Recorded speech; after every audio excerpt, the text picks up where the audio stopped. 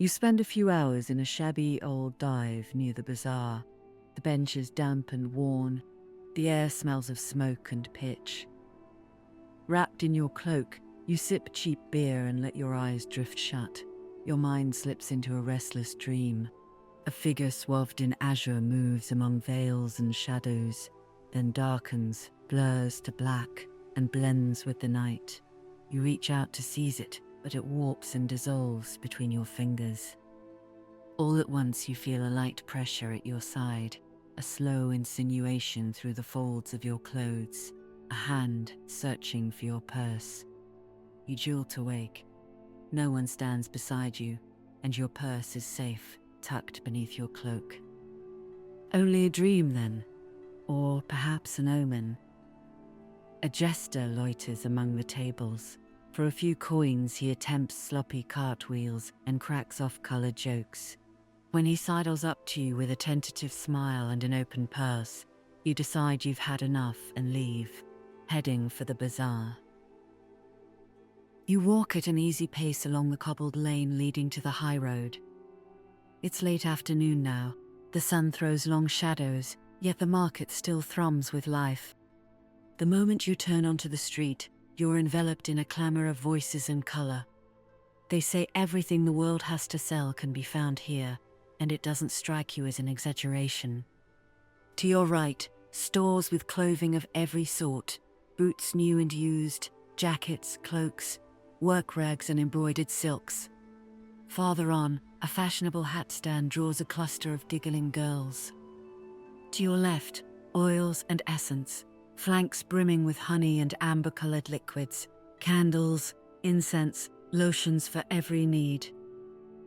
You reach a circular square, a crossroads for crowded streets. You find sacks of grain and beans, baskets heaped with citrus, succulent cuts of meat hanging from hooks. Hawkers vie for passers-by, shouting, laughing, promising miracles in cheerful uproar. You move on beneath broad porticos, among ancient opulent palaces. Overhead, bursts and sparks, fireworks that draw exclamations and tilt faces to the sky. Ahead, a procession crosses the road, a little shrine borne on the shoulders of a dozen men. Atop it, what seems a local deity, her face veiled in gold leaf. The crowd stops, applauds, greets the goddess. That's when you feel a hand slide over your coin pouch. Without losing a beat, you shoot out your arm and catch the wrist mid-air. It's small and slender, could be a woman's or a boy's. You turn to face the thief. He's little more than a child, 12 at most. His face shows shock and fear. Swiftly, you drag him behind a column, away from the market's din, where no one can hear. If you're trying to steal, you picked the wrong mark, you hiss. I'm a bigger rogue than you are. Give me one good reason not to gouge out your eyes. Please, sir, don't take my eyes, he stammers. I swear I meant no harm. My hand slipped, that's all. His voice shakes. Boy, I'll let you go this time, but your thieving skills leave much to be desired, and your excuses are worse. You'd do better to try another line of work. His expression shifts. Relief first, then a sudden flare of pride. You're wrong, sir. I'll be the best thief in the city, you'll see. In fact, I know a secret place. Tonight I'll pull a job to remember. You let his wrist go, and he bolts. You know he'll return to his crimes. You don't care, you've done worse. But that secret place sparks your curiosity. Could it have something to do with the black market you've been hunting? Shadowing him isn't hard. He moves slowly, hunting for distracted marks. He's unsure. His hands hesitate. His targets slip away. Then, all at once, he veers off into a side street. You sense something's changed. There's no market here. The streets are quiet. And the light is scant, the sun already sinking. The boy goes briskly now, glancing over his shoulder. After a few minutes, he reaches a building with an unusual facade, broad walls of grey stone and tall Gothic windows. He starts for the main door, then slips to the right, down a narrow stair to a low opening. A tunnel, perhaps an old conduit. You follow in silence. The tunnel runs on for dozens of yards, damp and cold, not newly dug. In places the walls have partially collapsed. The boy moves fast, as if he knows the way. You track him by the tick of his footfalls. Outside again, he clambers up a wall to reach the roof. The climb isn't graceful. His feet wobble on the tiles. He hesitates before leaping from one building to the next. Then a shaky bound carries him over. More courage than talent, you think. At last he slides down and slips inside through a half-open window. You approach moments later, leaning just far enough to peer within. The light is dim, only shadows. You make out a slight figure feeling its way through the room, but immediately two burly men, guards perhaps, grab him and pin him to the wall. "Hold it! Where do you think you're going, runt?" They growl. The boy keeps silent, straining against their grip, to no avail. Soon two more figures arrive. One is a man of considerable bulk, dressed in simple clothes that strike you as northern, or at least exotic.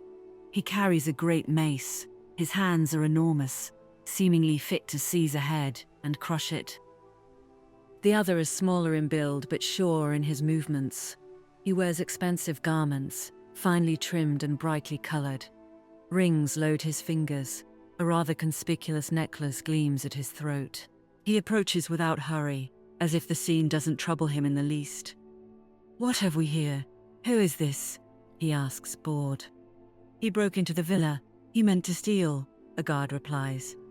"Then why call me? Do you think I have time to waste on trifles?" he says, mildly annoyed. "See to it yourselves." One guard draws a saber and levels it at the boy. You can't tell what will happen next. You followed him down here out of curiosity, but now you've taken a liking to this kid. Braver than he is clever, you decide to step in. In a heartbeat, you choose your strategy. 2 guards in the room, and 2 other men, one well armed. If you bank on speed, you can strike fast, catch the guards off guard, and flee before the others can react. Worst case, you face the bruiser, who doesn't look quick enough to worry you. You burst into the room with a leap, slip to one side and strike quick. One guard in the leg, the other at the neck. Not mortal wounds, but enough to put them out of the fight for a while. You grab the boy by the collar. "Now go." It's right then you realize you've made a grave miscalculation. The man in rich clothes doesn't so much as twitch. He stands watching. The other, despite his size, springs forward with astonishing speed. His mace cleaves the air at your head. Though he's several paces off, the swing misses you by a hair and shatters the floor on impact. Had it landed, you'd be nothing but a memory. You shove the boy toward the window.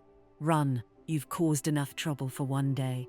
He sprints to it and leans out, but perhaps curious, perhaps still shaken, he lingers, watching. Meanwhile, your situation worsens. The brute harries you, furious, fast, and powerful, with a honed instinct, a formidable opponent. One-on-one, you might have a chance, but now the 2 guards you struck have recovered, and others are pouring into the room. They close in a semicircle, every exit cut off. The elegant man, who has been watching without a ripple, finally speaks. "And who might this be?" he says. "A savior? At least tonight I won't be bored by the same old vipers. Go on, entertain me." The guards fall on you together. You slip their blows barely. You spend every trick you've got. A special powder that burns the eyes when thrown, feints and counterfeints, using your cloak to blindside an enemy and strike from behind. But they are too many, and the space too tight for acrobatics.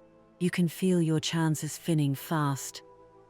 The others watch without a word. To them you're mere amusement, not a threat. You hit on an idea, perhaps your last card to play. You whip from your bag the pendant of smooth stone you found a few days ago. "Stop, I come in peace. I'm looking for information about this stone, and I can pay well." The man in elegant clothes lifts an eyebrow. For the first time you have his attention. "Guards, stand down," he says. "Leave us."